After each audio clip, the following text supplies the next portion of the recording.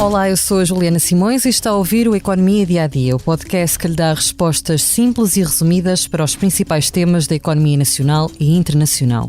Todos os sábados lançamos um episódio que explora um tema económico em destaque durante a semana. Neste episódio vamos falar sobre o apoio extraordinário aos pensionistas anunciado pelo Governo.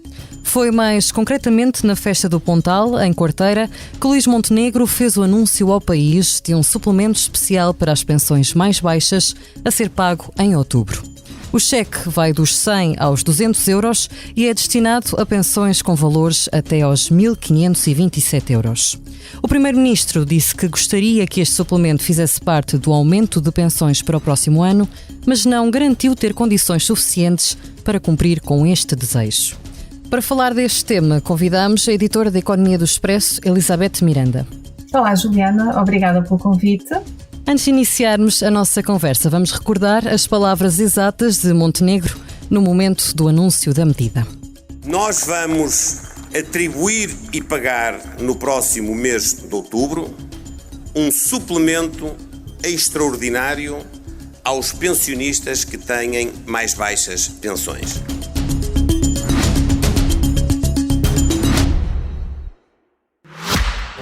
Subscrever o Expresso é ter acesso à melhor informação, a uma vasta oferta de conteúdos exclusivos e à opinião de referência. Subscrever o Expresso é tornar-se membro do nosso clube, poder ser voz ativa de uma comunidade informada e beneficiar de vantagens exclusivas. Subscreva o Expresso em expresso.pt/digital.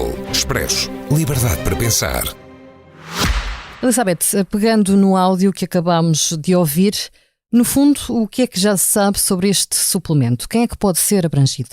Então, ainda há um ou outro pormenor por esclarecer, haverá sempre questões concretas, específicas, que poderão vir a colocar-se, mas neste momento já foram dados bastantes detalhes sobre esta medida e sabe-se, ou pelo menos foi garantido pelo Governo, que serão abrangidos os pensionistas da Segurança Social, os da Caixa Geral de Aposentações e os pensionistas da banca, os que recebem pensões via fundos de pensões.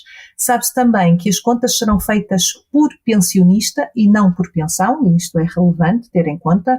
Portanto, um reformado, viúvo, que tenha a sua pensão de reforma e uma pensão de sobrevivência do falecido, tem de somar as duas para ver se tem direito a este suplemento. E depois sabe-se que o apoio varia consoante a soma das pensões. Portanto, será de 200 euros para pensionistas com pensões até 509,26 euros, de 150 euros para pensionistas com pensões, lá está, soma de pensões, entre 509 e 1.018 euros, e depois de 100 euros para pensionistas que tenham reformas até 1.527,78 euros. E que daqui em diante já não há apoio extra. Certo. E qual é que vai ser o impacto económico desta medida? Segundo as contas do Governo, isto custará aos cofres públicos cerca de 422 milhões de euros. E este valor será pago não pelo orçamento da Segurança Social, que é de onde sai o maior bolo das pensões, mas pelo orçamento do Estado. Isto é o que se sabe até o momento. É claro que poderá vir a ter alguns ajustes. E tendo em conta esse valor, estamos a falar de um possível rombo nas contas públicas?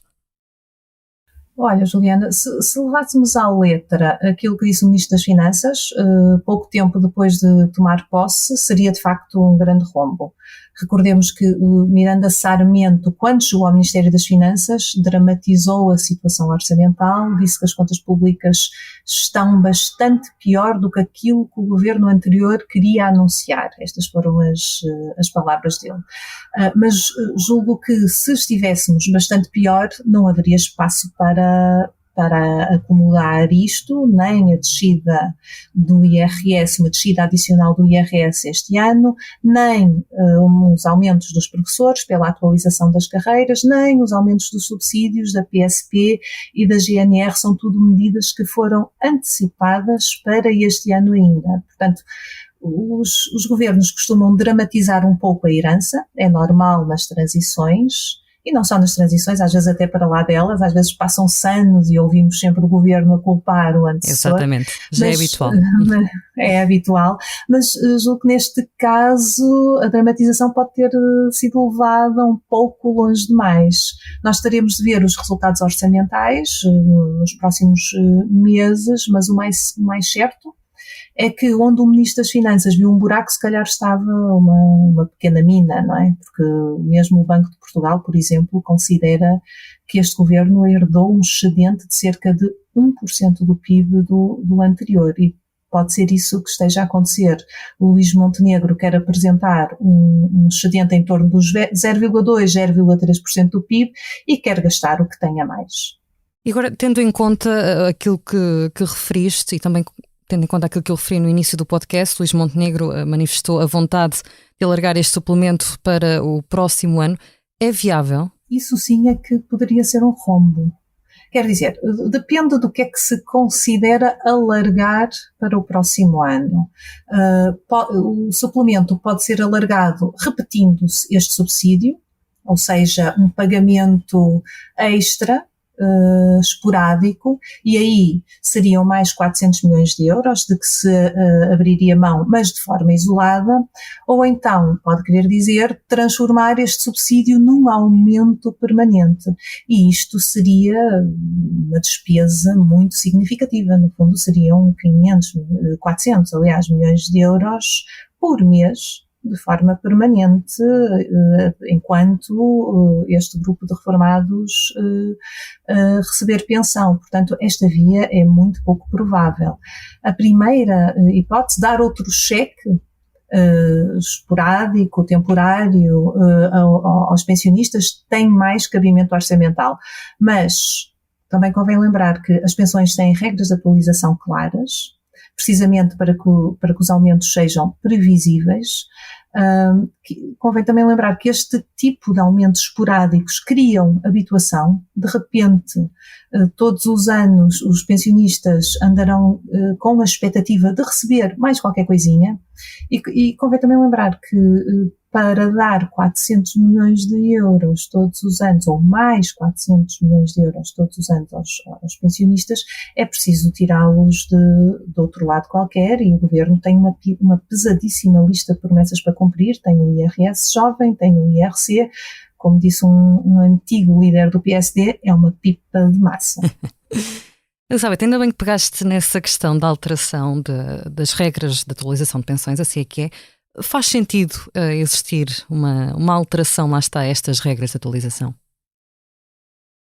Olha, os especialistas, vários especialistas, consideram que sim. O governo anterior também achava que sim, tanto é que encomendou um trabalho a um grupo de peritos para proporem um novo modelo. Estas regras entraram em vigor em 2008, já lá vão muitos anos, e é natural que sofram ao longo do tempo, vão sofrendo alguns ajustamentos. Agora, a verdade é que não está no programa deste governo fazê-lo. Este governo comprometeu-se a lançar um debate alargado sobre as pensões de reforma e a sustentabilidade da segurança social. Este é um debate amplo, tem muitas dimensões. A fórmula de atualização das pensões é apenas uma delas, mas não parece estar no programa nem nas intenções deste governo mexer em regras das pensões, porque de facto são questões bastante sensíveis e que geram podem gerar contestação, dúvida, e este é um grupo social. Claro, é um tema sensível de qualquer das formas. Sim, e é um grupo que está mais frágil, está numa condição mais frágil, e ao mesmo tempo é também um grupo com grande abrangência, bastante numeroso e com grande potencial eleitoral. Exato, isso também é uma boa passagem para a pergunta que eu gostaria de fazer. Os pensionistas de facto têm estado na agenda dos últimos governos. O que é que motiva tantas preocupações? Pois eu diria que um misto de preocupação social e de preocupação eleitoral, lá está. Portanto, A nível social, nós sabemos que as pensões são baixas em Portugal, portanto, fruto de baixos salários, poucos anos de descontos, muitos salários por fora, não é? Chamada economia paralela, também fruto de registros que se perderam nas casas do povo.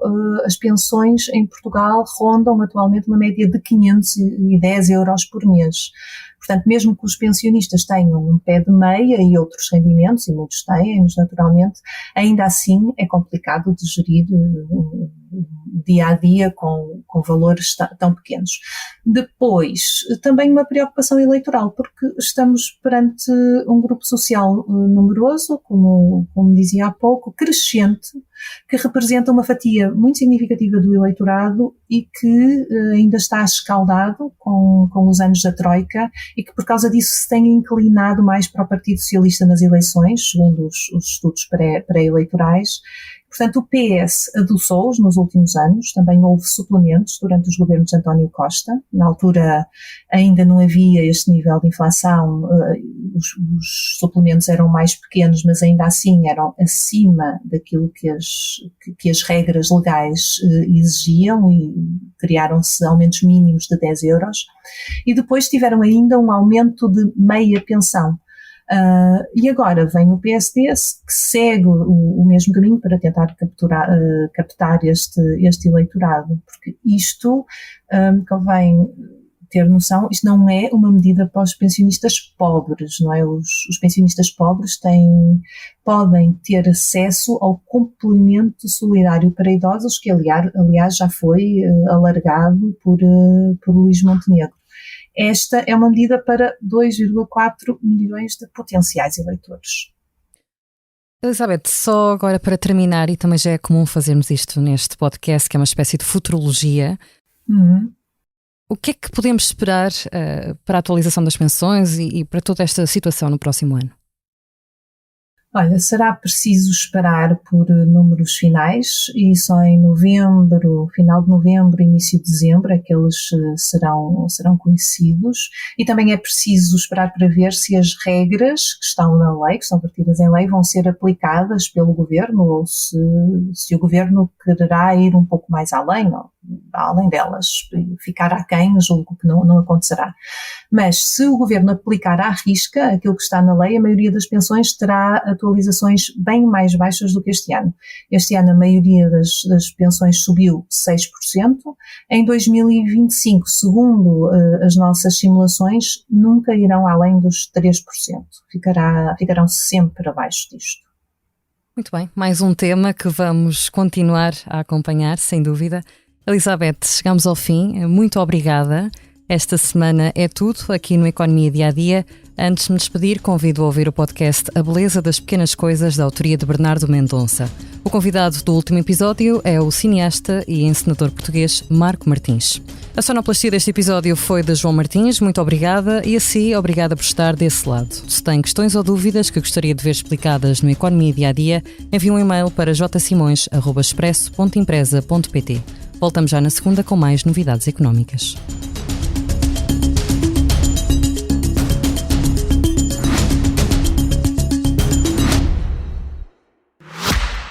Subscrever o Expresso é ter acesso à melhor informação, a uma vasta oferta de conteúdos exclusivos e à opinião de referência. Subscrever o Expresso é tornar-se membro do nosso clube, poder ser voz ativa de uma comunidade informada e beneficiar de vantagens exclusivas. Subscreva o Expresso em expresso.pt/digital. Expresso. Liberdade para pensar.